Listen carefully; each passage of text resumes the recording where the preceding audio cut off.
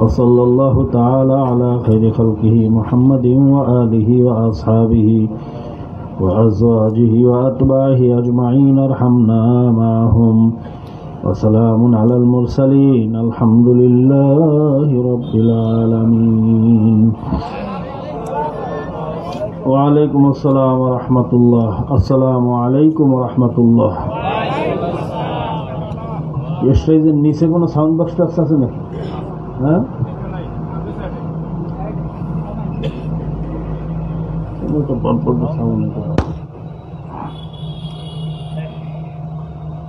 আলহামদুলিল্লাহ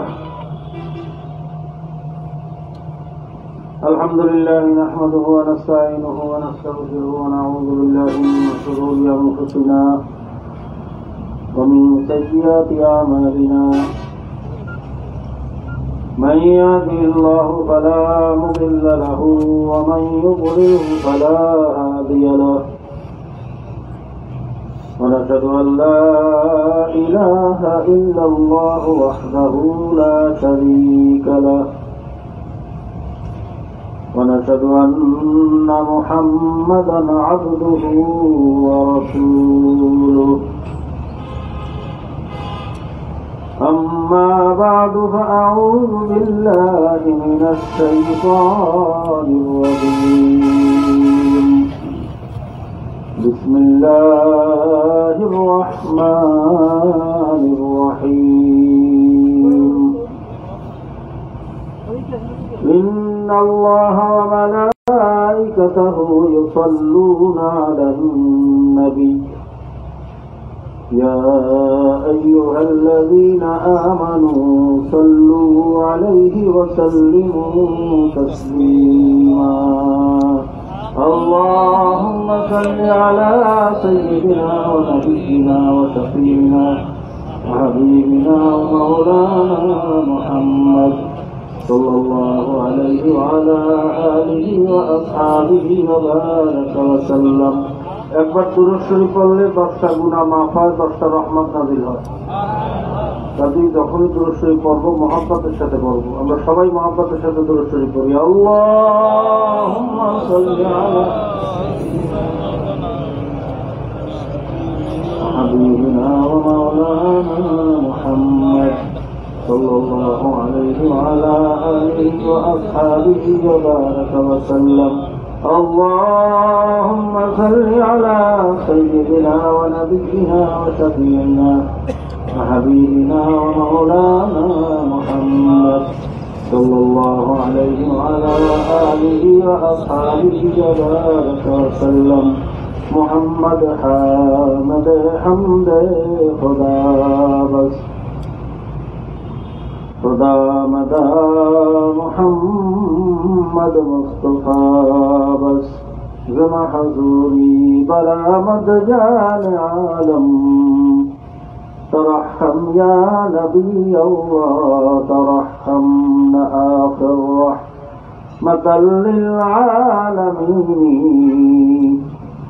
آخر رحمة للعالمین محروما چراغا فالنسینی زخت ایلا لیسا اراد بالخیز زخت ایلا لیسا اراد بالخیز جنر زخاب چند زخاب بالخیز برو آواز سرز برد یمانی برو آوال سرز برد یمانی ضرور تست صبح زندگانی بلغ العلا بکمالی کشفت تجا بجمالی حسنت جمیع خصاله صلو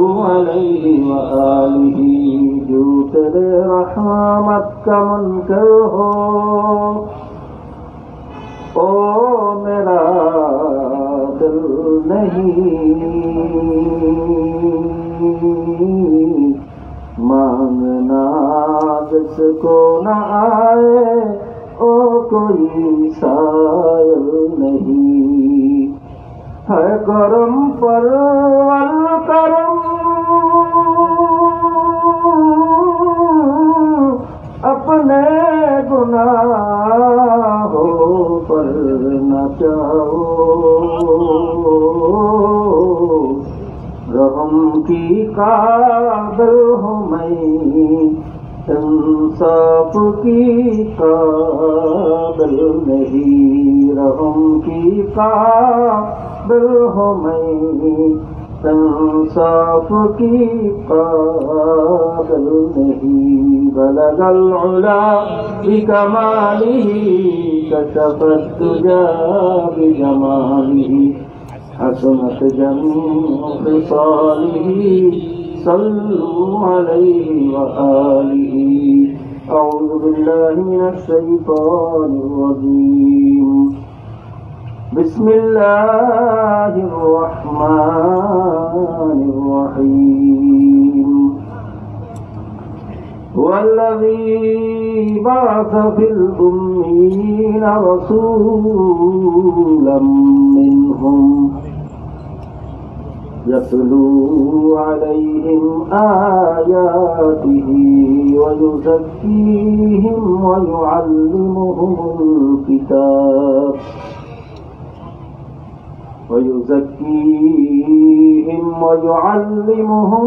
किताब والحكمة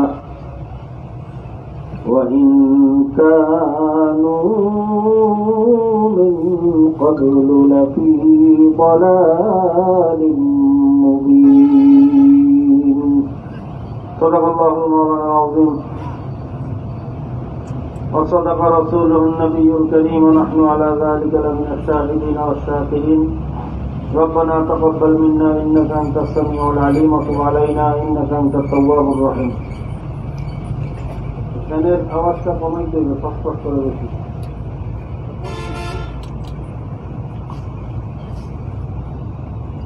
আল্লাহ পাকের বান্দা জনাবে মুহাম্মদুর রাসূলুল্লাহ সাল্লাল্লাহু আলাইহি ওয়াসাল্লামের উম্মতগণ मोहतरम मुअज़्ज़ज़ सदर इजलास वाजिबुल एहतराम हज़रत उलमाए किराम जाकिरीन शाकिरीन बेगुना तालिबे इल्म कुरानेर हाफिज कृषक श्रमिक मेहनती दिन मजूर ठेलावाला भ्যানওয়ালা रिक्शावाला জেলে কামার কুমার তাঁতি সর্বস্তরের ভাইয়েরা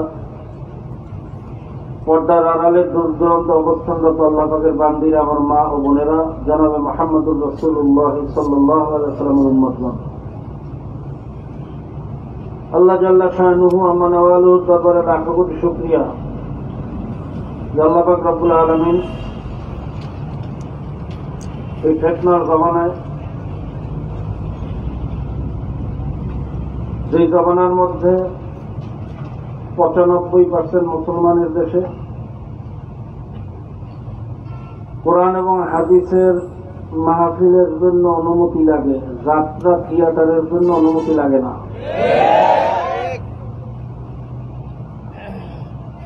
পর্দা করার জন্য অনুমতি লাগে, বেপর্দা হওয়ার জন্য, বিবাহ করার জন্য আইন আছে, জেনা করার কথা সত্য করে না হইতে পারে। ৯৫% মুসলমানের দেশের অবস্থা কি?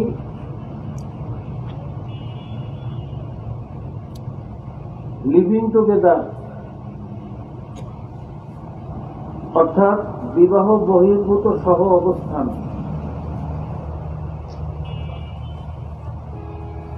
যদি এইভাবে ওই ঘরে ওলাদুল জেনাও তৈয়ার হয়, জারক সন্তানও তৈয়ার হয়, এই দেশের আইন অনুযায়ী কোনো দোষ নাই, এটা বৈধ। কিন্তু 18 বছর হওয়ার আগে যদি কোনো মেয়েকে বিবাহ দেওয়া হয়, যে বিবাহ দেবে তার জন্য জেল, যে বিবাহ করাইবে তার জন্য জেল, যে সাক্ষী দেবে তার জন্য জেল। এটা কোনো মুসলমানের আইন হইতে পারে না, এটা কাফেরের আইন। এই কুফরি আদর্শের মধ্যে থেকেও যেই মুহূর্তে মানুষ গুনার কাজের পাল্লা দিতেছে, এরপরে আল্লাহ পাক আমাদেরকে ওয়াজ মাহফিলে আসার তৌফিক দান করছেন, মাহফিল হইতেছে, এই জন্য সবাই শুকরিয়া দেন বলি আলহামদুলিল্লাহ। ভাই এই মজলিসটা বড় দামি একটা মজলিস, কথা ঠিক না? কেন দামি?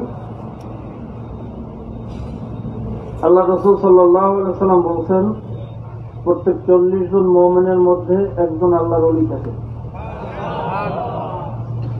এখানে অনেক 40 মুমিন আছে, আশা করি অনেক আল্লাহর ওলিও এখানে আছে। আর আল্লাহর ওলিদের চেহারার দিকে তাকাইলেও ছবিরা গুনাহ মাফ হয়ে যায়। আল্লাহ রাসূল সাল্লাল্লাহু আলাইহি সাল্লাম অন্য হাদিসের মধ্যে বলেন, যখন আল্লাহ পাকের বান্দাবান্দীরা মাওলার জিকিরের উদ্দেশ্যে একত্রিত হয়, হাফাতুল মালাইকা ফেরেশতারা তাদেরকে ঘেরাও করিয়ে বলায়, অগাশিয়াতুমুর রাহমা ওয়া নাযালাত আলাইহিমুস সাকিনা, আল্লাহ পাক রব্বুল আলামিন তাদের উপরে সাকিনা বর্ষণ করতে থাকেন, রহমত বর্ষণ করতে থাকেন। অন্য রওয়ায়াতে আছে একদল রহমতের ফেরেশতা শুধু দোয়া করতে থাকে, মাবুদ রে যখন নিয়েই আসছো খালি হাতে ফিরাইও না।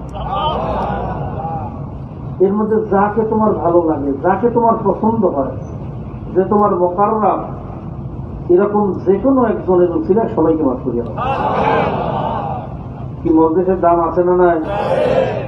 এই জন্য আল্লাহ পাক রব্বুল আলামিন নির্দেশ দিয়েছেন, কুনু মা'আস সাদিকিন, তোমরা সাদিকিন বান্দাদের সঙ্গে হয়ে যাও।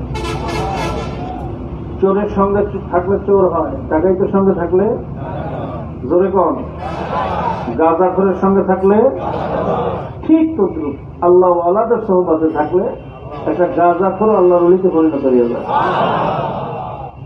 কাজীবের এই মজলিসটা আল্লাহ ওয়ালাদের মজলিস, ওলামায়ে কেরামদের মজলিস, বেগুনা তালজাইলিমদের মজলিস, জিকিরের মজলিস।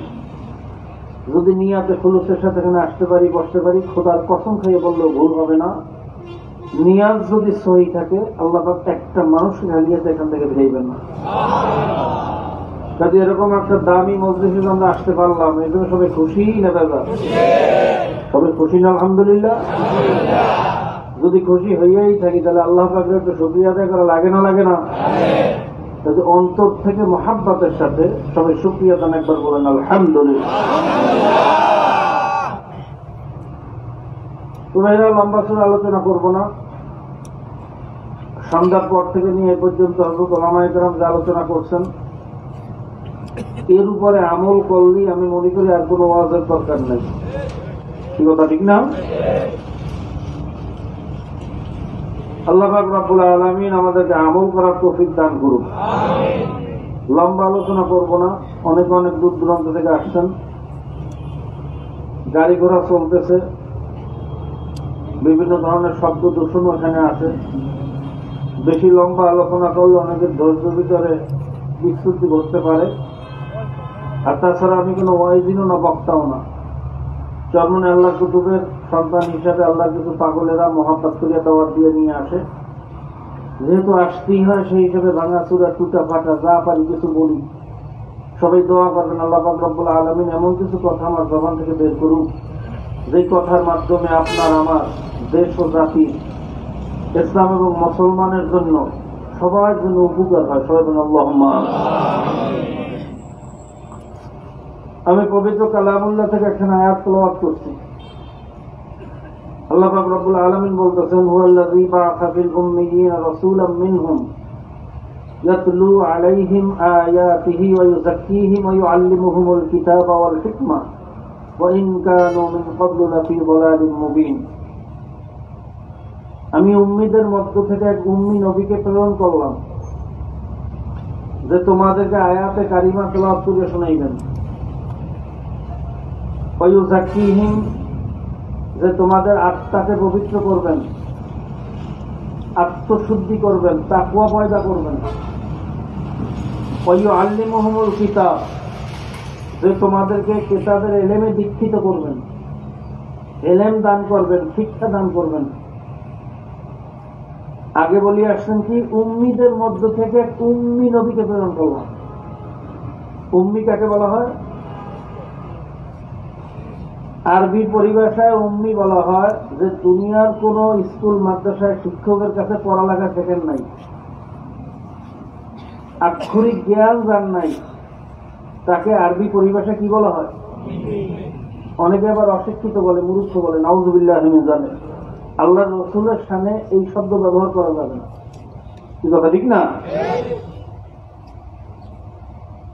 আল্লাহ পাক বলতেছেন, আমি উম্মি নবীকে প্রেরণ করলাম যে তোমাদেরকে আয়াতে কারিমা তেলাওয়াত করে শোনাইবে, আত্মশুদ্ধি করবেন, ইলম দান করবেন। তোমার বিভিন্ন নবী উম্মি শিক্ষা দেবে ইলম। আশ্চর্য কথা না? হিকমা আয় সুন্নাহ। হিকমা বলা হয় আল্লাহ রাসূল সাল্লাল্লাহু আলাইহি ওয়াসাল্লামের কওল, ফেল, তাকরীর, এক কথায় আল্লাহ রাসূলের জীবন আদর্শ বা আল্লাহ রাসূলের সুন্নাহ।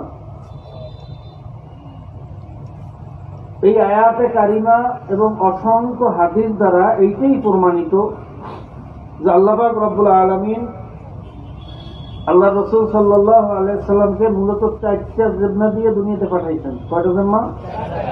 জোরে কোন? মুখস্থ করেন। 1 নম্বরে তালিম। 1 নম্বরে কি? 1 নম্বরে দাওয়াত। 1 নম্বরে 2 নম্বরে তালিম। 2 নম্বরে মুখস্থ করেন। এগুলো ঠুটস্থ থাকতে হইবে, কলমের ভিতরে থাকতে হইবে, সেজন্য মুখস্থ করা লাগবে। কথা ঠিক না? 1 নম্বরে কি? 2 নম্বরে, 3 নম্বরে, 4 নম্বরে। এই 4টার ভিতরে সবকিছু আছে। এই 4এর ভিতরে কি আমাদের কাজ? ওই 4টা। কয়টা? না 6টা না 1টা? কয়টা? এই 4টা কাজের কোন একটা কাজকে যদি কেউ অস্বীকার করে সে কাফের, সে কি? আর যদি কোন একটা কাজের আমল ছাড়িয়ে দেয় সে ফাসিক, গুনাহগার হবে। কথা ঠিক না? আমাদের কাজও 4টা। 1 নম্বরে দাওয়াত দেওয়া লাগবে। কি দেওয়া লাগবে? দিনের দাওয়াত দেওয়া লাগবে না? লাগবে না? এটা ইমানি ফরিজা। প্রত্যেক মুসলমানের উপরে এই কালেমার দাওয়াত দেওয়া, মানুষকে দিনের পথে নিয়ে আসার চেষ্টা করা, এটা ইমানি কি কথা না? এটা কি মুস্তাহাব না সুন্নাত না ফরজ? প্রত্যেকের ইমানি ফরজিয়াত, ইমানি ফরিজা, এটা দায়িত্ব। এই দায়িত্ব পালন করতে সবাই রাজি আছেন ইনশাআল্লাহ? যেমন আপনারা আজকে এখানে আসছেন, কি দাওয়াত পাইয়ে আসছেন না পাইয়ে আসছেন? এখন যে আলোচনাগুলো হইতেছে এটা কি দাওয়াতি কাজ হইতেছে না হইতেছে না? তাহলে 1 নম্বর দায়িত্ব মোটামুটি পালন হইল। কথা ঠিক না? যদিও দাওয়াতের আরো অনেক ফর্মুলা, আরো অনেক পদ্ধতি আছে, এটাও একটা ভালো পদ্ধতি। এই পদ্ধতির মাধ্যমেও মানুষ আল্লাহ বলা লোকগুলো আল্লাহ বলা হইয়া যায়। কথা ঠিক না? এখন 2 নম্বর কাজ। 2 নম্বরে কি? তালিমের মাধ্যমে শিক্ষা দিতে হবে, শিক্ষা নিতে হবে। মনে রাখবেন, প্রত্যেকটা নর নারীর উপরে ইলম অর্জন করা কি জোরে কম। কিন্তু আফসোস লাগে, অনেকে বড় দায়িত্বশীল হয়েছেন, ইমামতে কুবরার দায়িত্ব পালন করতেছেন, জেলার সভাপতি, থানার সভাপতি, সেক্রেটারি। যারা একটা এলাকার সভাপতি বা সেক্রেটারি, সে তো ওই এলাকার আমির। কথা বলে না? আর এই আমিরটা, এই নেতাটা হলো মসজিদের নেতা না, সমাজের নেতা, ইমামতে কোবরা। মনে রাখবেন, মসজিদে ইমামতি করা হলে ইমামতে ছোবরা, ছোট ইমামতি। আর রাষ্ট্রের ইমামতি করা, জনগণের ইমামতি করা, এটা হল ইমামতে কোবরা, বড় ইমামতি। বুঝলেন ঘটনা? যদিও আপনার আমার নাম সরকারি কাগজপত্রে গেজেটেড না, কিন্তু আনরেজিস্ট্রি হইলেও যে এলাকার সদর সেক্রেটারি, সেই ইমামতে কোবরার দায়িত্ব পালন করতেছেন। কথা হয় না? অথচ অনেকের সুরা সহিষ্ণুত্ব নাই, নামাজ কেমনে করবে জানে না, মাসলা মাসাল সম্পর্কে জানে না, জরুরি মাসলা মাসাল সম্পর্কে তার কোনো খাতাইলে খবর নাই। তাহলে আপনি তো ইমামতে ছোকরারই যোগ্য না, আপনি ইমামতি কোবরার দায়িত্ব পালন করেন কিভাবে? কি কথা ঠিক না? তাহলে আজকে থেকে আমরা নিয়ত করতে পারি না যে যতটুকু ইলম অর্জন করা আমার দায়িত্ব, ইনশাআল্লাহ মওলাতের আগ পর্যন্ত সেই ইলম অর্জন না করিয়া আমি চেষ্টা ছাড়ব না। ইনশাআল্লাহ রাজি আছি, নিয়ত করতে পারি সবাই ইনশাআল্লাহ। কে কে পারে আলহামদুলিল্লাহ, সবাই হাত নামান। খুব জরুরি জিনিস। তাহলে 2 নম্বরে এলএম অর্জন করা লাগবে, লাগবে না? 3 নম্বরে কি লাগবে? ধরে কোন কি লাগবে না, লাগবে না? তাসকিয়া যদি না থাকে, আত্মশুদ্ধি যদি না থাকে, নামাজ পড়লেও জান্নাতে যাওয়া যাবে? যাবে। দলিল কি? ফাওয়াইলুল লিল মুসাল্লিন, নামাজীদের জন্য ওয়াইল দোজখ। কাদের জন্য? সবাই কথা বলেন। আশ্চর্য কথা না? নামাজ হলো বেহেশতের চাবি, আসসালাতু মিফতাহুল জান্নাহ। ইন্নাস সালাতা তানহা আনিল ফাহশাই ওয়াল মুনকার ওয়া লাযিকরুল্লাহি আকবার। আল্লাহ পাক নিজে বলতেছেন নামাজ হলো সবচেয়ে বড় জিকির। এই নামাজ নামাজিকে জাহান্নাম থেকে বাঁচিয়ে রাখবে, খারাপি থেকে বাঁচিয়ে রাখবে। এই কথা ঠিক না? অথচ এখানে বলতেছে ফাওয়াইলুল লিল মুসাল্লিন। কি বিপরীতমুখী হইল না কথাটা? কথাটা বিপরীতমুখী হইল না? কোন নামাজীদের জন্য ওয়াইল দোজখ? الذين هم عن صلاتهم ساهون, যারা সুস্তি কাহিনীর সাথে নামাজ পড়বে, ঢিলা ঢালা নামাজ। নামাজে দাঁড়াইছে, কার সামনে দাঁড়াইছে? কোনো আদব নাই, লেহাজ নাই। সিনা টাইট করে দাঁড়াইয়া কোনো মতে টুকুর টাকুর সেজদা করিয়া নামাজ থেকে ফারে হইয়া যায়। কথা ঠিক না বেঠিক? নামাজে দাঁড়াইয়া টাকা পয়সার হিসাব করে, ব্যবসার হিসাব করে, কয়েক টাকা বিক্রি করলাম, কয় টাকা ব্যবসা হইল, নামাজের পরে হইয়া কোন কাজটা করব। কথা না আছে না নাই? আল্লাযীনা হুম ইউরাউন, যারা মানুষকে দেখানোর জন্য নামাজ পড়ে, আমার মাওলার জন্য পড়ে না। যখন মানুষে দেখে তখন নামাজ পড়ে, যখন মানুষে দেখে না তখন নামাজ পড়ে না। কথা বল, আছে না নাই? ঘরে বান আছে না নাই? এই নামাজ নামাজে কি জান্নাতে নেবে না জাহান্নামে নেবে? তাহলে নামাজ পড়তে হবে কার জন্য?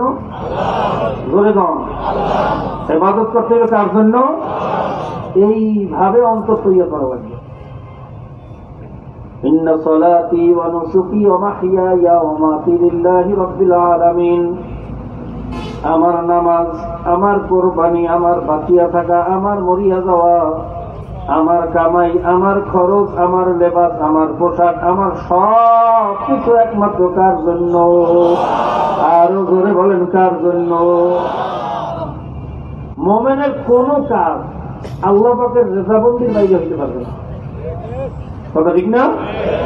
তাহলে বলতে পারেন আমরা যে খাই, এটা তো পেটে ক্ষুধা লাগলে পেটের তাগিদে খাই, এটাও কি রেজাবন্দি? হ্যাঁ, এটাও রেজাবন্দি। কারণ আল্লাহ পাক রব্বুল আলামিন তো নির্দেশ দিয়েছেন, কুলু ওয়াশরাবু ওয়া লা তুসরিফু, তোমরা খাও এবং পান করো, ইসরাফ করিও না। এই জন্য মোমেন খায় এবং পান করে। যদি আল্লাহ বলতেন মোমেন তোমরা খাইতে পারবা না, মোমেন খাইতো না। কথা ঠিক না? মোমেন ঘুমায়, এটাও ইবাদত। আল্লাহ পাক বলেছেন ওয়াজআলনাল লাইলা লিবাসা ওয়াজআলনান নাহারা মাআশা, তোমরা রাত্রেবেলা ঘুমাও, দিনের বেলা কাজকর্ম করো, এই জন্য আমরা ঘুমাই। যদি আল্লাহ বলতেন মোমেন হইতে হইলে ঘুমানো যাবে না, মোমেন ঘুমাইতে পারত না। তাহলে যদি আমরা ঘুমাই আল্লাহ পাকের হুকুম পালন করার জন্য, তাহলে মোমেনের ঘুমটাও কি হইবে? কথা হয় না? মোমেনের কোন কাজ ইবাদতে যাইবে না। আমরা বিবাহ শাদী করি কেন? আল্লাহ পাক বলেন আবাশিরুহুন্না, তোমরা স্ত্রীদের সাথে মেলো। আল্লাহ রাসূল সাল্লাল্লাহু আলাইহি ওয়াসাল্লাম বলেন আইয়ুমা রাজুলুন নাকাহা ইসতাকমালা নিসফাদ্দিন ফালিয়াত্তাকিল্লাহু নিসফুল বাকি, যে বিবাহ করলো দিনের অর্ধেক পুরো করলো, সুবহানাল্লাহ। আর বাকি অর্ধেক হইল আল্লাহ পাকের ভয় ভীতি ইবাদতের মধ্যে। এই জন্য বিবাহ শাদীকে বলা হয় নিসফুদ্দিন, আর নিকাহ নিসফুদ। আর স্ত্রীকে বলা হয় অর্ধাঙ্গিনী, জীবন সঙ্গিনী, সহধর্মিনী। তাহলে মোমেন নফসের গরজে বিবাহ করে না, ইবাদতের নিয়তে বিবাহ করে। তাহলে বিবাহটাও মোমেনের জন্য কি? কথা হয় না? মোমেনের কোন কাজ ইবাদতের বাইরে হইতে পারে? জোরে বলেন, পারে? এইভাবে অন্তরকে তৈরি করতে হবে। আমার প্রত্যেকটা কাজ হবে একমাত্র কার জন্য? এটা তাকওয়া কাকে বলে সংক্ষিপ্ত একটা উদাহরণ দিলে আরো ভালো বুঝবেন। ওমর ফারুক রাদিয়াল্লাহু তাআলার জামানায় তেনার অভ্যাস ছিল রাত্রবেলা একা একা বের হয়ে যেতেন। অথচ তিনি ছিলেন শুধু অর্ধজাহান না, তার শাসন এরিয়া ছিল 2.25 কোটি বর্গ মাইল। কত মাইল? বাংলাদেশের এরিয়া হইল মাত্র 55 বা 56,000 বর্গ কিলোমিটার। কথা ঠিক না? আর ওমর ফারুক রাদিয়াল্লাহু তাআলা একা শাসন করতেন 2.25 কোটি বর্গ মাইল। 400 বাংলাদেশের উপরে বেশি জায়গা। ওসমান গনি রাদিয়াল্লাহু তাআলার শাসন এরিয়া ছিল 3.5 কোটি বর্গ মাইল। আর কপাল করে অনেক মৌলবীরা কয় আমরা রাজনীতি পছন্দ করি। কথা হয় না? আছে না নাই? আবার আমাদের দেশের অনেক নেতারা কয় ধর্মের সাথে রাজনীতি মিলে এরা ধর্ম ব্যবসায়ী। যে বলে রাজনীতি পছন্দ করি না তো মুসলমানই না। আল্লাহর রসুল রাজনীতি করছেন, সাহাবায়ে কেরাম করছেন, আল্লাহর রসুল রাষ্ট্র পরিচালনা করছেন। ভাইরা এই যে মদিনার সনদ আপনারা শুনতেন না? আমাদের প্রধানমন্ত্রী তো বলছিল ক্ষমতা দেওয়ার আগে যে মদিনার সনদ অনুযায়ী দেশ চালানো হবে। মনে আছেন না বলছেন? এই মদিনার সনদটা কি? এটা কি তাবিজ বানিয়ে গলায় দেওয়ার কোনো জিনিস? কথা বল। মাথা ব্যথা করলে তেলের সাথে ঘুরতে মাথায় দেওয়ার জন্য আসছে? কথা বলি। বরখাস্ত বিজয়ী খাওয়ার কোনো জিনিস? আরে মদিনার সনদ তো ওই জিনিস, এই পৃথিবীর মধ্যে সর্বপ্রথম যিনি লিখিত সংবিধান প্রণয়ন করছেন, রাষ্ট্র কিভাবে চলবে, জনগণ কিভাবে চলবে, চুরি করলে কি বিচার, মদ খাইলে কি বিচার, জেনা করলে কি বিচার, এই মদিনার সনদ প্রথম আমার নবী পৃথিবীর মধ্যে প্রথম লিখিত ভাবে আইন প্রণয়ন করছেন আমার নবী জনাবে মুহাম্মদুর রাসূলুল্লাহ সাল্লাল্লাহু আলাইহি ওয়াসাল্লাম। এটাই তো মদিনার সনদ। কি কথা ঠিক না? আর অনেকে বলে আমরা রাজনীতি পছন্দ করি। আল্লাহ পাক রব্বুল আলামিন মুমিন হওয়ার তৌফিক দান করুন।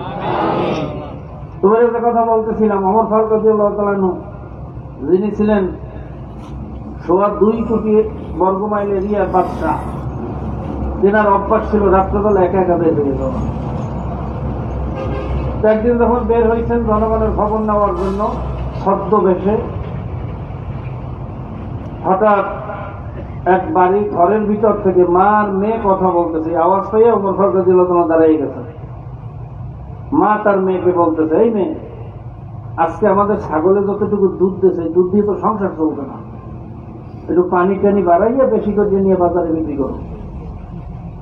এই কথা বলার পরে মেয়ে বলতেছে, মা তুমি জানো না ওমরের শাসন চলতেছে? ওমর যদি জানতে পারে দুধের ভিতরে ভেজাল করছে তাহলে অবস্থাটা কি হইবে তুমি বোঝো না? তখন মা বলল, আমি ভালো করে জানি ওমরের শাসন চলে, কিন্তু ওমর কি দাঁড়াই রয়েছে এখানে, আমরা দুধে ভেজাল দিচ্ছি নাকি দেখবে? এই কথাগুলা বেড়ার পাশে দাঁড়াই দাঁড়াই কে শুনতেছেন? জোরে গণ। যখন মা বলছে ওমর দেখবে নাকি, তখন তার মেয়ে আবার উত্তরে বলে, মা ওমর হয়তো দেখবে না, আমরা দুধে পানি দিছি, কিন্তু ওমরের আল্লাহরে কি ফাঁকি দিতে পারবা? আল্লাহ কি দেখবে না আমরা কি করতেছি? এই কথা বলার সঙ্গে সঙ্গে মা চুপ হয়ে গেছে, আপনার জবাব দিতে পারে না। এর নাম হইল তাকওয়া, এর নাম হইল পরহেজগারি, এর নাম হইল খোদাভীতি, এর নাম হইল আত্মশুদ্ধি। এইভাবে অন্তরকে তৈরি করা লাগে। কি কথা ঠিক না? দুনিয়ার মানুষের ভয়ে না, কার ভয়ে? আরো বলে কর আল্লাহ পাক রব্বুল আলামিন এইভাবে আমাদের অন্তরকে তৈরি করার তৌফিক দান করুন। তো ঘটনা শেষ পর্যন্ত এই আলোচনা শোনার পরে ওমর ফারুক রাদিয়াল্লাহু তাআলা আনহু এমন খুশি হয়ে গেলেন, পরের দিনই ওই মেয়ের কাছে তার একমাত্র ছেলে রাজকুমারের জন্য বিবাহের পয়গাম পাঠিয়ে গেছে। আমরা তো বিবাহ করতে গেলে ভাইয়া খুঁজি টাকা পয়সা কেমন আছে, নাম কাম কেমন আছে, তোর ভাব প্রতিপত্তি কেমন আছে, অলি মালিহা অলি জামালিহা অলি হাসাবিহা ফাসফালি জাতুদ্দিন, সৌন্দর্যতা দেখি, নাম কাম দেখি, টাকা পয়সা দেখি, আল্লাহ রাসূল সাল্লাল্লাহু আলাইহি ওয়াসাল্লাম বলেন, আগে দেখো দিনদারি আছে কিনা। ফাসলি যাতে দিন, তোমরা দিনকে প্রাধান্য দাও, দিনকে প্রাধান্য দাও, দিনকে প্রাধান্য দাও। আগে দেখো দিনদারি আছে কিনা, তারপর বাকিগুলো দেখো। কি কথা ঠিক না? যদি দিনদারি না থাকে আর দুনিয়ার পাহাড় পরিমাণ সম্পদ থাকে, ওই সম্পদের কোনো মূল্য নেই। মুমিনের কাছে ওই দামে ওই সম্পদের কোনো। আল্লাহ পাক আমাদেরকে দিনকে প্রাধান্য দেওয়ার তৌফিক দান করুন। যেটা ওমর ফারুক রাদিয়াল্লাহু তাআলা আনহু তার একমাত্র রাজকুমারের জন্য একটা গরিব মেয়ে দুধ বিক্রি করে চলে, তার কাছে বিবাহের পয়গাম পাঠাইয়া দিনকে প্রাধান্য দেওয়ার নমুনা আমাদেরকে শিখিয়ে দেয়। আল্লাহ পাক আমাদেরকে আমল করার তৌফিক দান করুন। তাহলে আত্মশুদ্ধি করা লাগবে না, লাগবে না? জোরে গণ। 4 নম্বরে কি বলছিলাম? বলছে অনেকে জোরে গণ।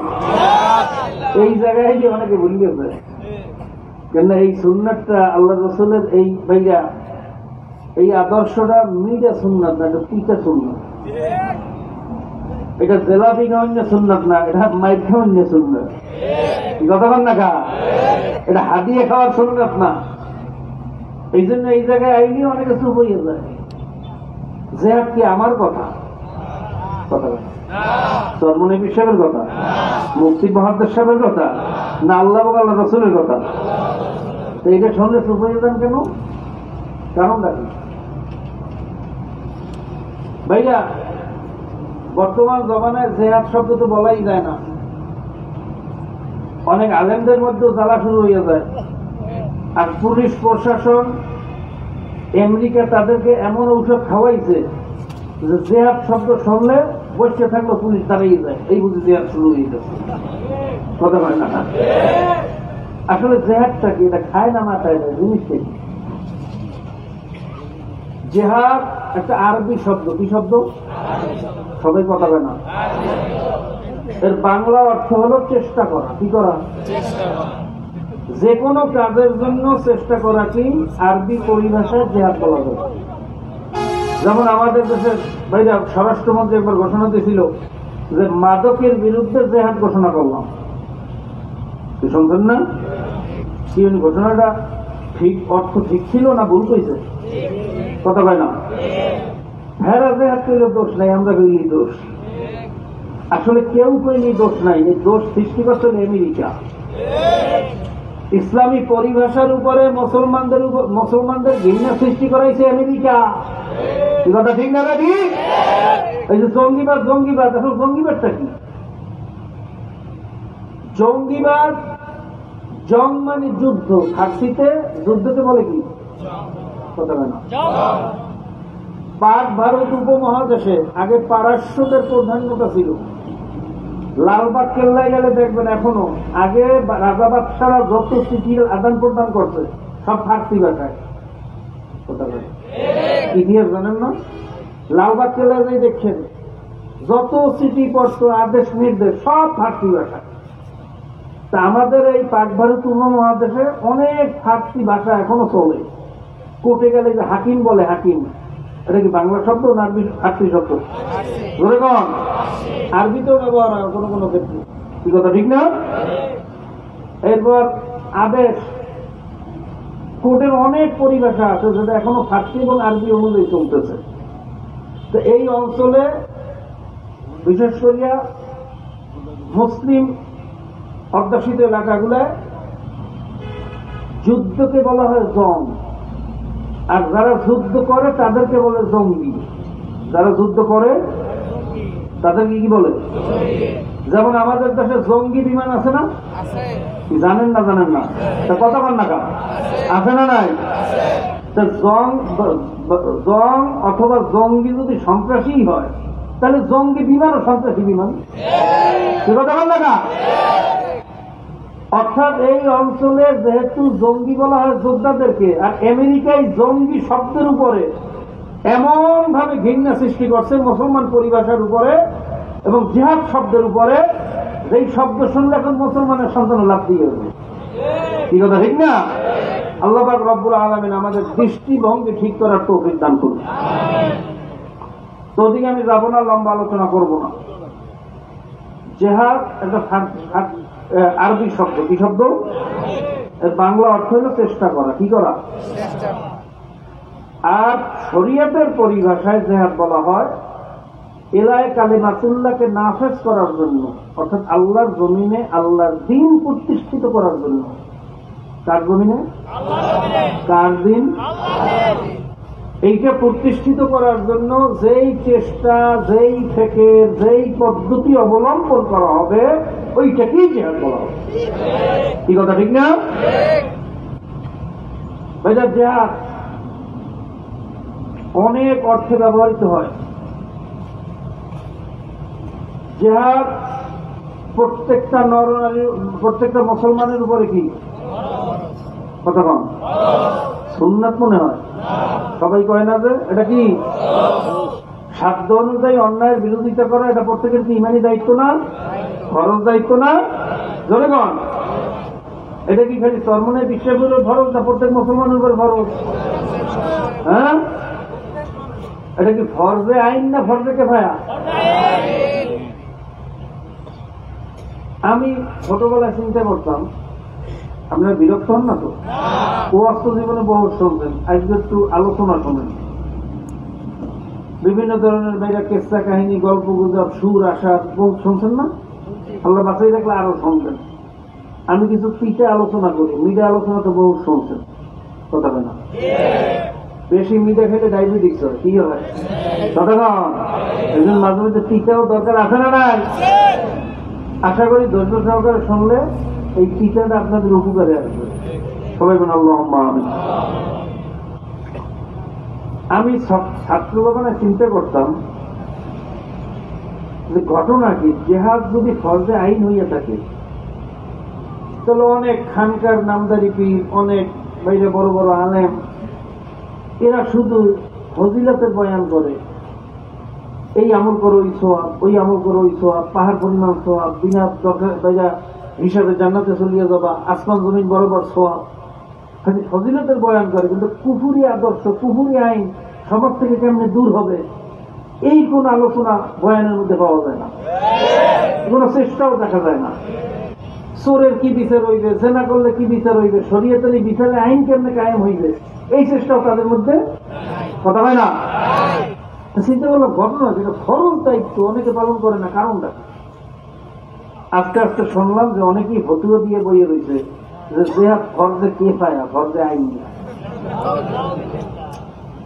ঘটনা কি আরো খটকা লাগলো যে আমাদের সাহেব বলতেছেন ফরজে আইন, আর অনেক আলেমরা বলে ফরজে কিফায়া। এই ফতুয়া দিয়া আহওয়ানুল বালিয়া তাইনের মতো ফতুয়া দিয়া বেফরদারে জায়েজ বানাইয়ে দেয়, এরকম আলেম আছে না?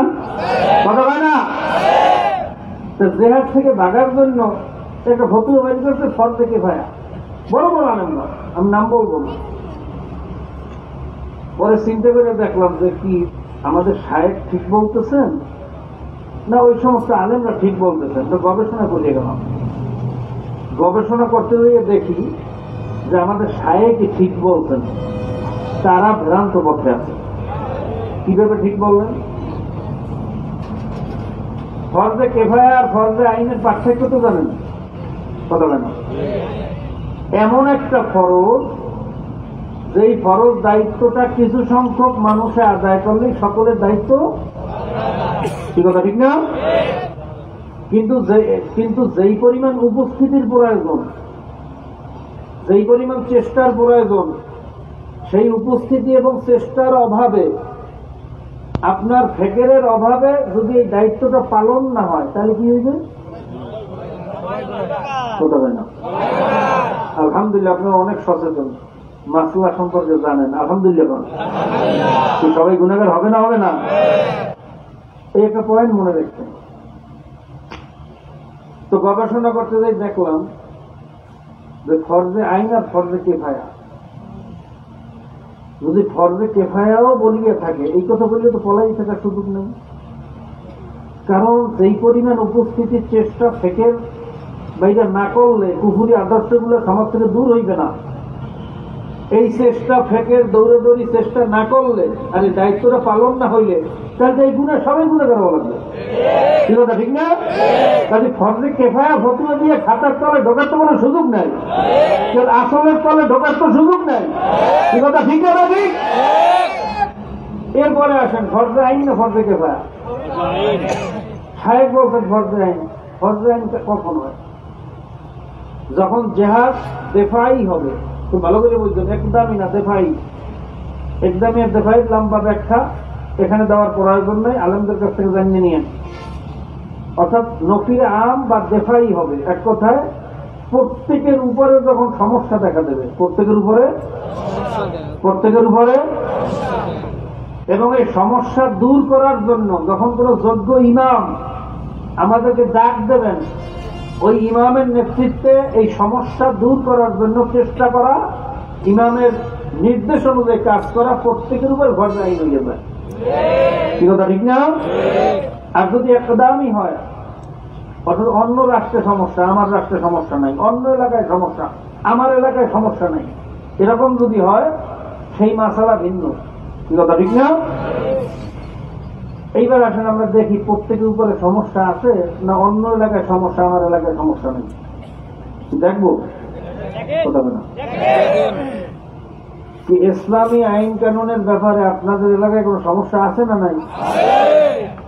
আছে। প্রত্যেকের মাথার উপরে আছে? ইমাম সাহেবের মাথার উপরে? কথা হয় না? গরিবান ইমাম সাহেব একটু ফতুয়া দেখত, সুদের বিরুদ্ধে একটু জোরালো ফতুয়া দেব, কি অবস্থাটা একটু দেখি। কথা হয় না? জেনার বিরুদ্ধে, পতিতালয়ের বিরুদ্ধে, সরকারি লাইসেন্স প্রাপ্ত ক্রস কোয়ার্টারের বিরুদ্ধে একটু ফতুয়া দেখত। কথা হয় না? 18 বছরের বয়স হওয়ার আগে একটা মাইয়ের বিয়ে পরে দেয় উঠতে হুজুরে। এখন কথা বলবেন, হ্যাঁ কি কাটা লাগবে? এই সমস্যা ইমাম সাহেবের মাথার উপরে আছে না নাই? মুফতি সাহেবের মাথার উপরে? এই কুফুরি পায়খানা প্রত্যেকের মাথার উপরে। পায়খানা আপনার মাথার উপরে, আমার মাথার উপরে, এটা সাফ করার দায়িত্ব কি আপনার আমার নিজের দায়িত্ব না চরমনে বিশ্বের দায়িত্ব? আপনার মাথার উপর পায়খানার দায়িত্ব করে আমার না আপনার নিজের? কথা হয় না? ধরে না তাহলে ফরজে আইন হলো না ফরজে কেফায়া হইল? কি হতো আমাদের বুঝে আসে না। আল্লাহ পাক আমাদেরকে বোঝার তৌফিক দান করুন। এইবার আসেন, সমস্যা তো আছে, সমাধান কেমনে করবেন? সমাধান করা লাগবে না? কেমনে করবেন? যাই তোর মাথার উপর বাড়ি দিয়ে মাথাটা ফেটে লাগবেন, ঘরে আগুন দেবেন, বোমাবাজি করবেন, এটা কি জেহাদ না ফাসাদ? নিরীহ মানুষের উপর আক্রমণ করা, আক্রান্ত করা, নারী এবং শিশু আক্রান্ত হয় এমন কোন কাজ করা, এটা শরীয়তের কোন পারমিশন আছে? কোরআন হাদিসে আছে? ধরে নন। তাহলে মসজিদে বোমা ফাটাইয়ে যারা বলে আমরা জেহাদ করি, এটা কি জেহাদ না শয়তানি? এটা কি মুসলমানের কাজ না ইহুদি খ্রিস্টানের কাজ? এই আইএস সৃষ্টি করছে কারা? কথা না জানেন না কিছু? দুনিয়ার সমস্ত সম্পদ হল মুসলমানের হাতে, আলহামদুলিল্লাহ। এখন সৌদি আরব ওপেকের মাধ্যমে তেল উৎপাদনের ব্যাপারে 2 লক্ষ ব্যারেল একটু উৎপাদন কমাইয়ে দিয়েছে, এই জন্য আমেরিকার পায়খানা শুরু হয়ে গেছে। কি শোনেন না? তেল মুসলমানের হাতে, রবার মুসলমানের হাতে, স্বর্ণ মুসলমানের হাতে। মুসলমান ছাড়া সারা পৃথিবী অচল। কথা ঠিক না দেখি?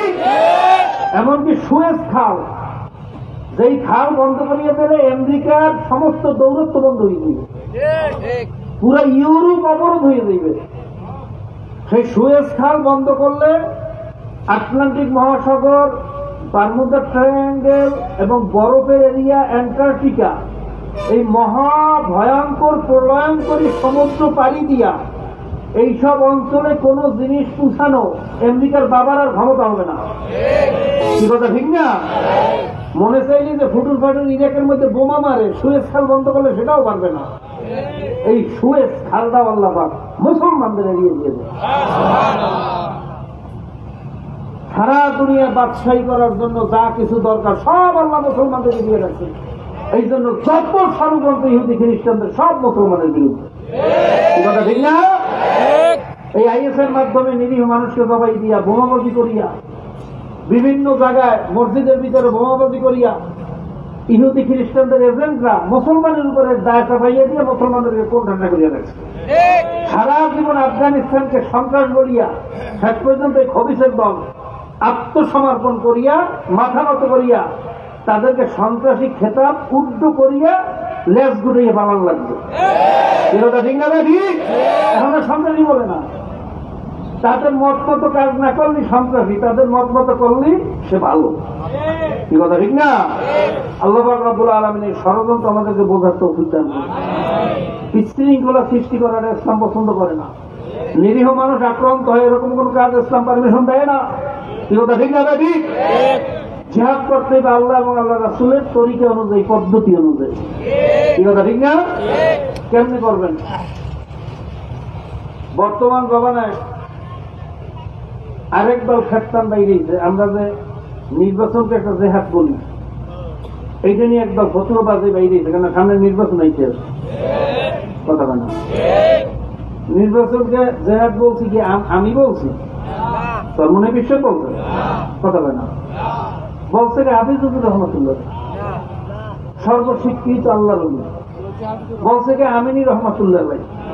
কথা বলে না, বলছে কি তোকে ওসমানী দামাত বরকাতুহু। কি কথা ঠিক না? বর্তমান জমানায় আপনি যে জেহাদ বলতে যেটা বুঝাইতে চান সেটা দিয়ে আমি করবেন কি?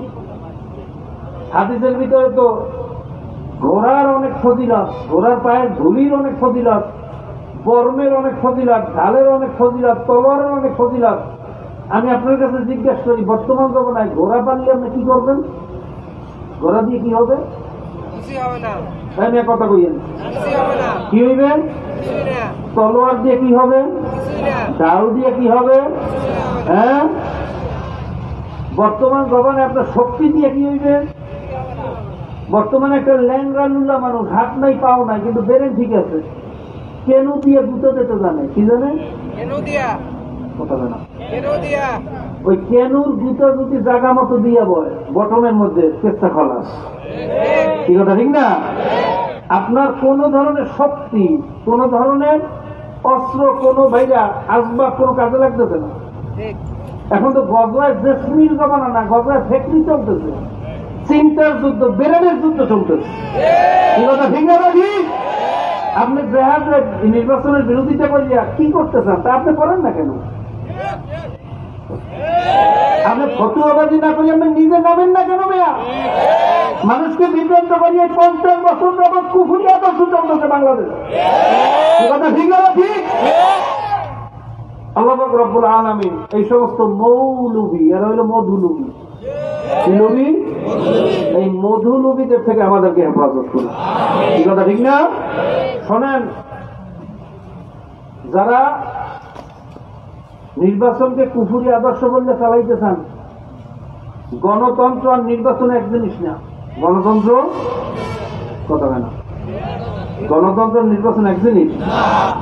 গণতন্ত্র একটা আদর্শের নাম, আর নির্বাচন হইল ওই আদর্শকে প্রতিষ্ঠিত করার একটা পদ্ধতি। কথা বলল, গণতন্ত্র কিসের নাম? আর ওই আদর্শকে প্রতিষ্ঠিত করার যে পদ্ধতি, ওইটার নাম হইল নির্বাচন। কি কথা ঠিক না? ঠিক তদ্রুপ ইসলাম একটা আদর্শের নাম। এই ইসলামী আদর্শকে প্রতিষ্ঠিত করার জন্য যেই পদ্ধতি অবলম্বন করার ওইটাই বোঝা। কথা বল, দলিল কি? দলিল কি দেব? দলিল কথা দেব? খন্দকের যুদ্ধে কোন মারামারি হয়েছে? ওলামায়ে কেরাম কথা বলেন, হয়েছে? রক্তপাত হয়েছে? সেটা জেহাদ না? কথা না। এইবার আসেন, খন্দকের যে পদ্ধতি গা, ওটা কি মুসলমানদের কোন পদ্ধতি ছিল? ইতিহাস জানেন? সালমান ফারসি রাদিয়াল্লাহু তাআলা আনহু আল্লাহ রাসূল সাল্লাল্লাহু আলাইহি ওয়াসাল্লামকে পরামর্শ দিয়েছেন যে আমাদের দেশে এই খন্দক নামক পদ্ধতির মাধ্যমে শত্রুর মোকাবেলা করা হয়। কাদের দেশে? কার দেশে? কথা পিছনে বলতে না মনে হয়। কার দেশে? সালমান ফারসির দেশ কোনটা? পারস্য। কোন দেশ? পারস্য কি কোনো মুসলমানদের দেশ দেশ ছিল না অগ্নিপূজকদের দেশ ছিল? অগ্নিপূজকদের দেশের পদ্ধতি এটা কি মুসলমানের পদ্ধতি না কাফেরদের পদ্ধতি? কিন্তু আল্লাহ রাসূল খান্দক নামক পদ্ধতি গ্রহণ করেন না, সেটা কি জেহাদ না? জেহাদ না। এইবার আসেন, আবু জাহেল যে আল্লাহ রাসূলের সাথে মোকাবেলা করতে আসছে, সে কি ছাগলের পিঠে চড়িয়ে আসছে না ঘোড়ার পিঠে? কথা কইয়েন। আবু জাহেল ঘোড়ার পিঠে চড়ছে, আল্লাহ রাসূল মনে হয় দুম্বার পিঠে চড়ছিলেন না? কিসের পিঠে চড়ছেন? আবু জাহেল বর্ম পড়ছে, আল্লাহ রাসূল কি করছেন? আবু জাহেল ঢাল নেছে, আল্লাহ রাসূল কিনেছেন। আবু জাহেল তলোয়ার নেছে, আল্লাহ রাসূল কিনেছেন। দোনোটা দেখতে কি? কেন? তাহলে আল্লাহ রাসূলটা দেখা দেবে কেন? আর আবু জাহেলটা ভাষা দেবে কেন? আবু জাহেল তো কাফেরদের পদ্ধতি নিয়ে আসছে, আল্লাহ রাসূল তো কাফেরদের পদ্ধতি অবলম্বন করছেন। তাহলে একটা জেহাদ আর একটা ফাসাদ, কারণটা কি? কথা হয় না, কি ভিন্ন? কি ভিন্ন? যদিও দেখতে এক, উদ্দেশ্য কি? দেখতে এক, উদ্দেশ্য আল্লাহ রসুলের উদ্দেশ্য হল আল্লাহ এবং আল্লাহ রসুলের আদর্শ বাস্তবায়ন করা, আর আবু জাহেলের উদ্দেশ্য হল ইবলীসের আদর্শ বাস্তবায়ন করা। এই কথা ঠিক না নাকি? যদিও দেখতে এক, পদ্ধতি এক, প্রক্রিয়া এক, যেহেতু উদ্দেশ্যের ভিতরে পার্থক্য, এই জন্য একটা হয়েছে জেহাদ, আরেকটা হয়েছে কি? একটা হয়েছে জেহাদ। ঠিক তদ্রুপ বর্তমান জমানায় এই বস্তুবাদীরাও পোস্টার লাগায়, আমরাও কি লাগাই? কেন তলোয়ার লই দেখতে পারেন না? ঘোরা লই যান না? কথা বল। তারাও ব্যানার লাগায়, আমরাও কি লাগাই? তারাও মিছিল দেয়, আমরাও কি দেই? তারাও ভোটের বাক্স দেয়, আমরাও কি দেই? তারাও ইলেকশনে দ্বারা আমরাও কি করি? দেখতে কি? দেখতে কি? দেখতে কি? উদ্দেশ্য কি? উদ্দেশ্য কি? তাদের উদ্দেশ্য হলো আব্রাহাম লিঙ্কন আর মাও সুদুনের আদর্শ বাস্তবায়ন করা, আর আমাদের উদ্দেশ্য হলো আল্লাহ এবং আল্লাহ রসুলের আদর্শ বাস্তবায়ন করা। যদিও দেখতে উদ্দেশ্য ভিন্ন হওয়ার কারণে একটা হবে জিহাদ, আরেকটা হবে ফাসাদ। ঠিক না ঠিক? এরপরেও যারা ফতুয়াবাদী করেন, আমি আপনাকে চ্যালেঞ্জ দিয়ে গেলাম, আপনি আলেম হইতে পারেন, মুফতি হইতে পারেন, আপনার কথা সত্য হইতে পারে বাহ্যিক দৃষ্টিতে, আপনার উদ্দেশ্য ভালো না। এই কথা ঠিক না ঠিক? এই কথা যে বলছি, অনেকে এখন আমার বিরুদ্ধে ফতুয়া শুরু করে দেবে, অনেকে আবার তো ক্যামেরা আছে, মিডিয়া আছে, সমস্যা না? এই কথা ঠিক না? আমারে গোমরা ফতুয়া দেওয়ার আগে হাফিজুর রহমতুল্লাহকে গোমরা ফতুয়া দিয়ে তারপর আসছেন, আমির সাহেব রহমতুল্লাহকে ফতুয়া দিয়ে তারপর আসছেন। কি কথা ঠিক না? আল্লাহ পাক রব্বুল আলামিন এই সমস্ত বিভ্রান্তের থেকে, ষড়যন্ত্র থেকে আমাদেরকে হেফাজত করুন। বাইরে যে কথাগুলো বললাম, একটু চিন্তা করে বলেন তো, কথাগুলোকে বানাই না ঘাট তারা কথা কইলাম না বাস্তব সত কথা কইলাম? কোরআন হাদিসের উপকারে আসবে না ক্ষতি হইবে? ধরে কন আল্লাহ এবং আল্লাহ রসুলের আদর্শ প্রতিষ্ঠিতের জন্য সহযোগী হবে না বিরোধী হবে? এরপরও একদল মানুষ ফতুয়াবাজি করিয়া দেখবেন পর্দার আড়ালে তাদের ঘোমটার নিচে গুনগুন গুনগুন করতে হবে, চরমনে বিশ্বের বিরুদ্ধে ফতুয়া দিয়া তাদের পাও চাটতে আছে। এই কথা ঠিক না ঠিক? আল্লাহ পাক এই মুনাফিকদেরকে আমাদেরকে চেনার তৌফিক দান করুন এবং তাদের ষড়যন্ত্র থেকে আমাদেরকে হেফাজত করুন। তো ভাইরা খুব সাবধান, বড় ফিতনার জমানা। হাদিসের ভিতরে আসছে শেষ জমানা এমন একটা সময় আসবে, ওয়ায়াজদিহু কাফিরান ওয়ায়ামসি মুমিনান ওয়ায়ামসি মুমিনান ওয়ায়াজদিহু কাফিরান। মানুষ সকালে মুমিন থাকবে, বিকালে কাফের হয়ে যাবে, বিকালে মুমিন থাকবে, সকালে কাফের হয়ে যাবে। মসজিদে যাবে, নামাজ পড়বে, কপালে নামাজের দাগ থাকবে, হাঁটুর ভিতরে নামাজের দাগ থাকবে, কিন্তু ঈমান থাকবে না। কি থাকবে না? এটা বড়ই কঠিন কথা। এই হাদিস যখন পড়ছি বা শুনছি, খোদার কসম খাইয়ে বললেও ভুল হবে না, এই হাদিসের অর্থ বুঝি নাই। মসজিদে যাবে, নামাজ পড়বে, ঈমান থাকবে না, এটা কিভাবে সম্ভব? বাস্তব জমানায় যখন আসছি, গবেষণা করে দেখি আসলে যে ঘটনা সত্য। আল্লাহ রাসূল 1450 বছর আগে বলে গেছেন। আসলে আমি অনেক নামাজি দেখছি, কপালে দাগ করেই হলে 14 হাত পাগড়ি বাঁধে। কি কথা ঠিক না? অথচ কুফরি আদর্শ বাস্তবায়নের জন্য তাদের পিছনে পিছনে করে। সামান্য একটা এমপি হওয়ার জন্য, মন্ত্রী হওয়ার জন্য, একটু টাকা পয়সার মালিক হওয়ার জন্য কুফরি আদর্শের দালালি করে। যারা জেনাকে পারমিশন দেয়, বেপর্দাকে পারমিশন দেয়, মাহফিলের বিরোধিতা করে, যাত্রা গানের সহযোগিতা করে, এই কথা ঠিক না রাখি? পল্লী গান, যাত্রা গান কেন উঠে গেছে এই জন্য আফসোস করে। আর ওই আজকে কৃষকরা ইউটিউবের মধ্যে বলে ওয়াজ বাজায়, এই জন্য হ্যাঁ খুব কষ্ট লাগে। কি শোনেন না? তাদের দালালি করে। কি কথা ঠিক না ভাই? আমি কসম খাইয়া বললেও ভুল হবে না, আসলে নামদারি বড় আলেম হইতে পারে, কিন্তু আমার তো মোমেন হইতে পারে না। কি হইতে পারে না? তো আলেম শুধু, জাহেদ শুধু, পীর শুধু, মুফতি শুধু, মাওলানা শুধু, জুমলা শুধু, অলেকিন মুসলমান শুধু।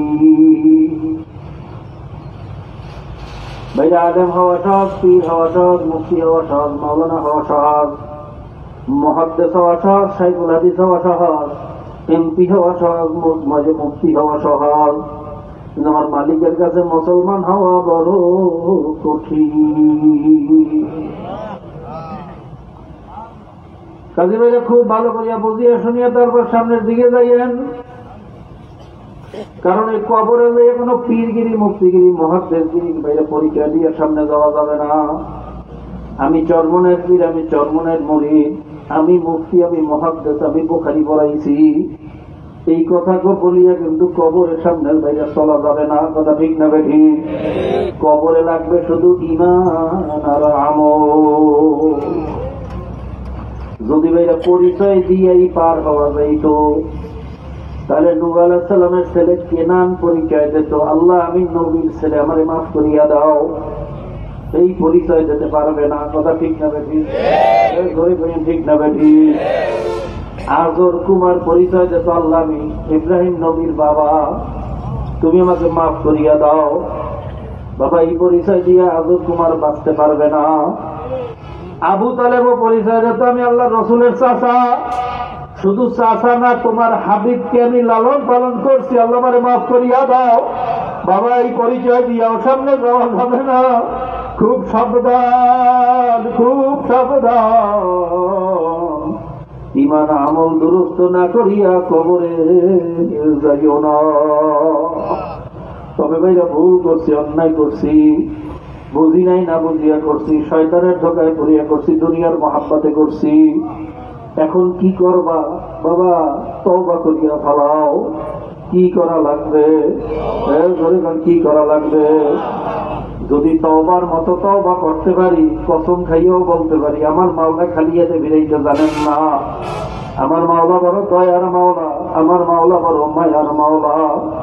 আমার মাওলা আমার মায়ের চেয়ে আমাদেরকে 1000 গুণে বেশি ভালোবাসেন। সবাই বলুন সুবহানাল্লাহ।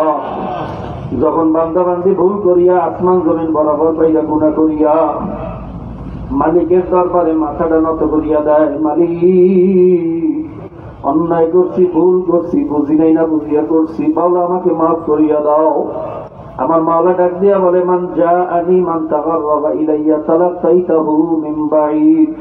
जब कोई बंदा बंदी मेरी तरफ आता है, शिकस्ता दिल आता है, टूटा हुआ दिल आता है, जब वो घबरा कर चारी तरफ मायूसी का समंदर दिखता है, आसमान उस पर टूट सा नजर आता है, जमीन उस पर तंग हो जाता है, चारी तरफ के दरवाजे जब उस पर बंद हो जाता है, मेरी दरवाजा को भी बंद नहीं होता।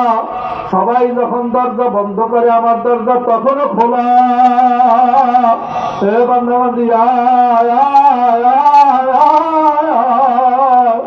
আমার কাছে মাপ চা, ক্ষমা চা, আমি তোদের জীবনের সমস্ত গুনাহ মাফ করিয়া দেব। ভাই আমার মাওলার দয়ার কথা কি বলবো, বুঝাইয়া বলার যোগ্যতা আমার নাই। হাদিসের ভিতরে ঘটনা আসছে, দাহিয়া কলবি। ভাইরা দাহিয়া কলবি আপনারা জানেন, 99টা মেয়েকে দুনিয়া থেকে বিদায় করিয়া দিয়েছে।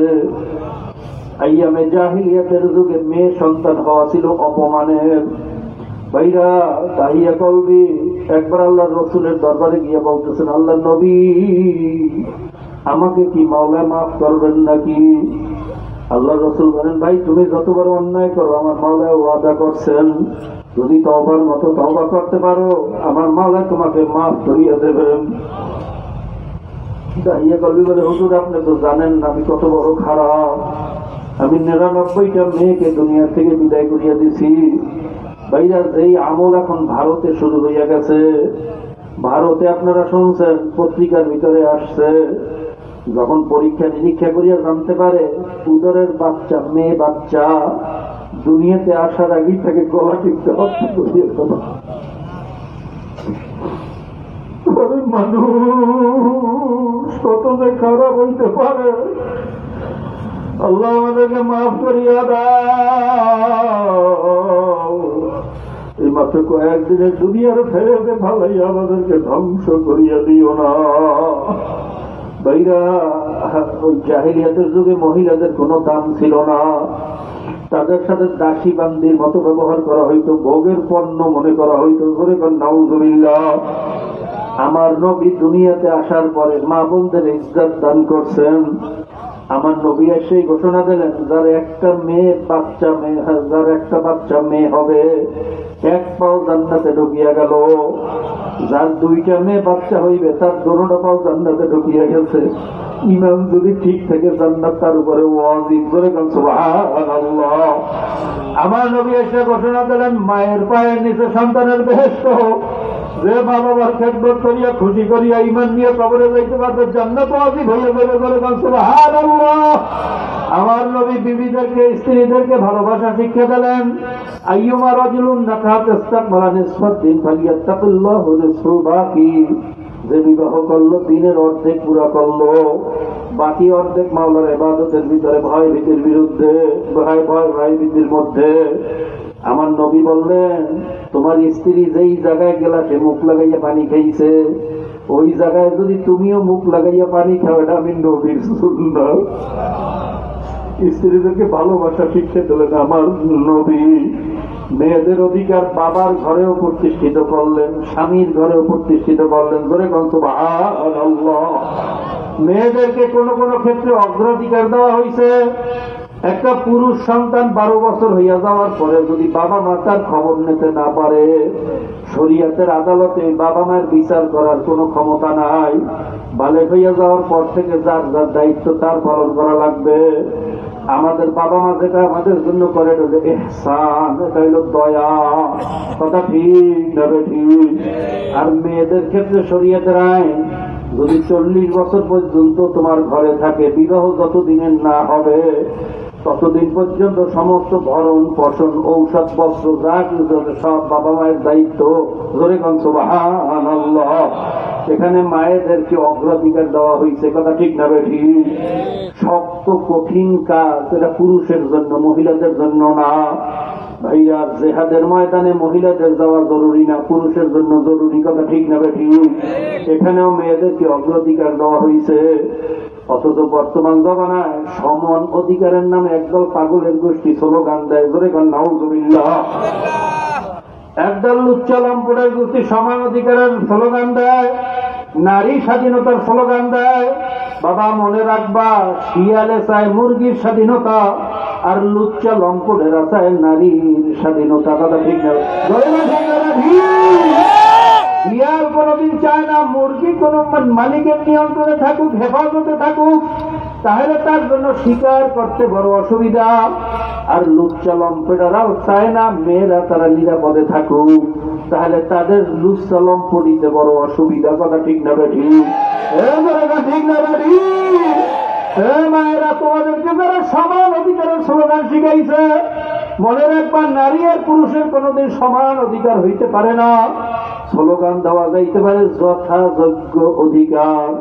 নারীর অধিকার নারীর কাছে, পুরুষের অধিকার পুরুষের কাছে, চন্দ্রের অধিকার চন্দ্রের কাছে, সূর্যের অধিকার সূর্যের কাছে, রাত্রের অধিকার রাত্রের কাছে। ভাইয়া, দিনের অধিকার দিনের কাছে। কোনদিন সমান অধিকার হইতে পারে না। কথা ঠিক না ঠিক? ঠিক না ঠিক? যদি সমান অধিকারী বলতে হয়, তাহলে পুরুষও গাড়ি চালাইবে, তোমারও গাড়ি চালাইতে হবে। পুরুষও রিক্সা চালাইবে, তোমারও রিক্সা চালাইতে হবে। পুরুষ 2.5 মণ বস্তা মাথায় নেয়, পাথর ভাঙ্গা গুঁড়া করিয়া ফেলায়। তোমারও পাথর ভাঙ্গা গুঁড়া করতে হবে, 2.5 মণ বস্তা মাথায় নিতে হবে। এটা তোমার অধিকার না, এটা যদি তোমাকে দেওয়া হয় তোমার উপরে জুলুম হবে। কথা ঠিক না ঠিক? আজকে পুরুষের সাথে পাল্লা দেওয়া মহিলাদেরকে সমান অধিকারের স্লোগান শিখাইছে। মায়েরা খুব ভালো করে বুঝিয়ে, তোমাদেরকে ধ্বংস করার ষড়যন্ত্র। কথা ঠিক না বেটি?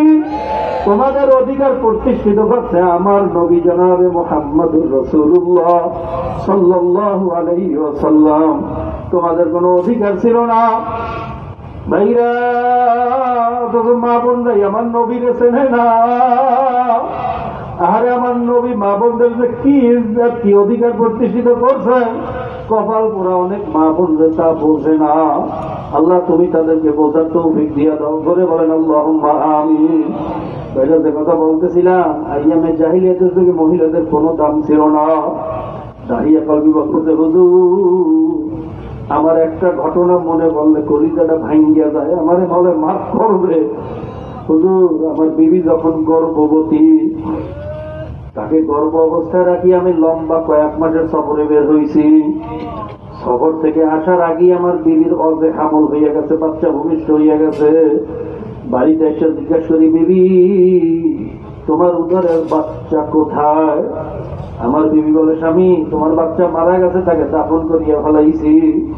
দাঁড়িয়ে গাবি বলে, হুজুর আমি তখন বুঝলাম না।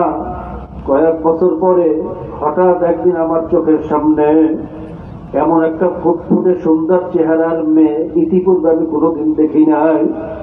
যেমন তার চেহারা, তেমন তার চক্ষু, তেমন তার হাসি। মনে হয় হাসি দিলে গোলাপের পাপড়ির মতো বুকটা ফুটিয়ে ওঠে। হুজুর এই মেয়ের দিকে তাকাইলে মায়া লাগবে না, এমন কোন মানুষ দুনিয়াতে হইতে পারে না। আমি মেয়েটাকে দেখে আশ্চর্য হইয়া জিজ্ঞাসা করলাম, বিবি এত সুন্দর মেয়েটা কার? আমি তো এর আগেই মেয়েটাকে এই মহল্লায় কখনো দেখি নাই।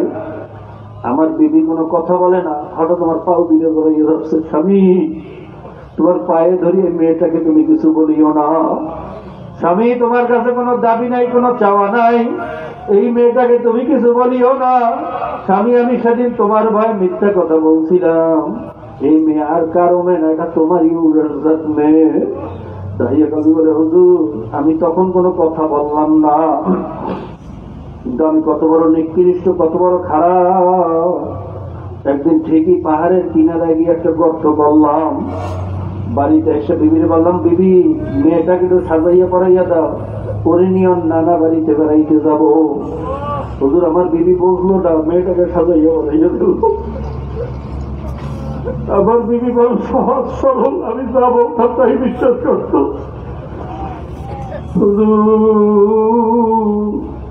মেয়েটাকে সাজাইয়া পড়াইয়া দিল। আমি ওকে নানা বাড়ির কথা বলিয়া যখন আস্তে আস্তে পাহাড়ের দিকে রওনা করলাম, আমার মেয়ে এত বিচক্ষণ, এত বুদ্ধিমতী, সে তার নানা বাড়ির রাস্তা চেনে, একটু বড় হয়েছে নানা বাড়ির রাস্তাও চেনে। আমাকে বলে, আব্বা আমাকে কোথায় নিয়ে যাইতেছেন? এটা তো নানা বাড়ির রাস্তা না। আমি তখন মেয়েটার একটা দাবার দিলাম, মেয়েটি কয়টা রাস্তা চেনো? অনেক রাস্তা দিয়ে তোর নানা বাড়ি যাওয়া যায়, বেশি কথা না বলি আমার সাথে চলতে থাক। আমার খাবার খাইয়া মেয়েটা ভয়ে বিড়ালের মতো চুপ হইয়া গেছে, আর কোনো কথা বলে না। আমি যখন মেয়েটারে নিয়ে আস্তে আস্তে পাহাড়ের কিনারে গর্তের কাছে গেলাম, হুজুরের গর্ত দেখার সঙ্গে সঙ্গে আমার মেয়ে বুঝিয়ে বলাইছে ঘটনা কি হইতে আছে। হঠাৎ আমার পাও দিতে ধরিয়ে যাচ্ছে, আব্বা আব্বা আপনার পায়ে ধরি আমার মারিয়েন না আব্বা। আমি কোনোদিন আপনাকে বাবা বলিয়ে পরিচয় দেবো না, দুনিয়ার কোনো মানুষের কাছে বলবো না। আব্বা আমি এই এলাকা ছাড়িয়ে অন্য এলাকায় চলিয়া যাবো, কোনোদিন আপনার চোখের সামনে আসবো না। হুজুর এত কান্না কান্দ, ওর কান্নায় মনে হয় পাহাড়ের পাথর গুলো কান দিয়ে দিচ্ছে, আসলে ফেরেশতারা মনে হয় কান দিয়ে দিচ্ছে। কিন্তু আমার দেহটা এত শক্ত, এত পাথর হইয়া গেছে, আমার এই পাথরকে দেহটা এক ফোঁটাও নরম হইল না। হুজুর ওই অবস্থা আমি মেয়েটারে জোর করিয়া ধূপ করিয়া ধাক্কা বাজিয়া ফেলা। জীবনের পরে কথা জমা দিয়ে গেল বন্ধু। ইতিহাস যখন আমার মনে পড়ে, আমার মেয়ের চেহারা যখন আমার চোখের সামনে ভাসে, আমার কলিজাটা ভাঙিয়া যায়, আমি সহ্য করতে পারি না। হুজুর, এ গুনাহ কি আল্লাহ মাফ করবে? হুজুর, আমার মাওলা কি এ গুনাহ মাফ করবে নাকি? এই ঘটনা শোনার পরে আমার নবীও চোখের পানি রাখতে পারলেন না। আমার নবী জানজার করে কাঁদতে আর বলে, দাঁড়িয়ে করবি, এটাও কি কোনো মানুষের দ্বারা সম্ভব? এও কি কোনো মানুষের কাজ রে কবর পড়া? তুই জানি আর আমার মাওলা এত দয়া, আমার মাওলা এত মায়া,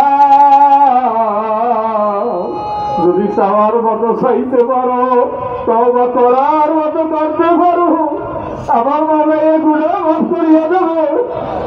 দাঁড়িয়ে করবি বাবার কাছে বাচ্চা ক্ষমা চা। আমার মাওলা বড় দয়ার মাওলা। আমার মাওলার দয়ার কথা কি বলবো, আমার বুঝাই বলার যোগ্যতা নাই। আমার মাওলা যেমন বড়, তার দয়াও সেরকম বড়। আমার মাওলা যেমন বড়, তার মায়াও সেরকম বড়। আমার মাওলা যেমন বড়, তার জান্নাতও বড়, জাহান্নামও বড়। আমার মাওলার দয়াও যেমন বড়, রাগও সেরকম বড়। আমার মাওলা সব বড়, সব বড়, সব বড়। মাওলার দয়া, কিন্তু আমার মাওলার রাগের উপরে দয়া তার হয়ে গেছে। আমার মাওলার দয়া রাগের উপরে তার হয়ে গেছে। যতই রাগ করো, যতই গোসা, যদি চাওয়ার মতো চাইতে পারো, আমার মাওলা বান্দা বান্দিরে খালিয়াতে ফিরাইতে জানে না। যদি ওটা ভুল করছি, অন্যায় করছি, তওবা করিয়া ফালাও। এই মুহূর্তে, এই মজলিসে এখনই তওবা করো। কারণ এই মসজিদ থেকে বাড়ি পর্যন্ত যাইতে পারি কিনা বলার ক্ষমতা দুনিয়ার কোন মানুষের নাই। এই রাত্রটা আপনার আমার উপর থেকে যায় না না যায়, এই কথা বলার ক্ষমতাও দুনিয়ার কোন মানুষের নাই। আজরাইল কিন্তু প্রত্যেকের পিছনে হাত পাইতে খেলি দারোগার মতো হ্যান্ডকাপ লইয়া ঘরে। মালিকের শুধু একটু ইশারার অপেক্ষায় আছে। ইশারা পাওয়ার সঙ্গে সঙ্গে যখন খপ করিয়া খাবারটা মারবে, কলিজার রক গুলারে ফিরিয়া ফিরিয়া টানিয়া টানিয়া জান্ডা কবজ করিয়া নিয়ে যাইবে। সারা দুনিয়ার ডাক্তার কবিরাজ বাঁচিয়ে খাওয়াইলেও কাজ হবে না বাবা। কাজে এই সময় আসার আগেই তওবা করিয়া ফেলাও। এই মসজিদ থেকে বাড়ি যাইতে পারবো কিনা এ কথাও জানি না। কাজে আজকেই তওবা করো, এই মুহূর্তেই তওবা করো।